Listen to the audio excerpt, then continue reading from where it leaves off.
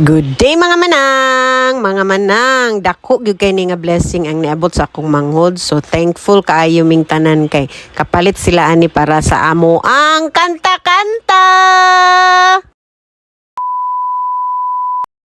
Mga manang, share ko lang naman kaning among anhian din sa Limket kay center karon nga gabi guys. It's akong manghod og ang iyang wife is naa din ni kay nagpatabang sila sa amo og karga ani ilang gipalit nga sound system. So sa Abenson sila nagpalit then dinha sila nagpahatod lang sa gate sa Limket kay dinha ra namo sila tabuon. So medyo dako gid siya kaayo guys no. So sakto ra gid sa likod sa among sakyanan. Thankful kaayo mi ani kay makaapil pud mi gamit ani niya. So after dayon nagadto din mi balik sa sulod kay mag-dinner mi. Manihapon mi guys og kana nga time is nag-adto pa mi dinha sa KFC.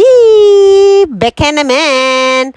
So daghan-daghan tao dinha guys and naglinya na si Char kay para makapanihapon na tangtanan og naa na atong order. So manihapon na ta guys. Ila pud ming gilibre. Salamat kay sa pa dinner tawing and Char sa KFC. Og salamat pud kayo sa pabalot para sa among mga kids sa uli sa balay. So thankful gyapon kay mi guys no kay ginabahinan gyapon mis ilang blessings. So salamat kay Tawing and Char sa pabalot na KFC, sa pa dinner og sa palibre nga kanta-kanta. So kana nga time guys is pauli na mi. So going na mi dito sa Bukid. Kaya mo pa nang ihatod. So nagpicture-picture mi din ha no kay nalipay ang tanan sa among bag-o nga kanta-kanta.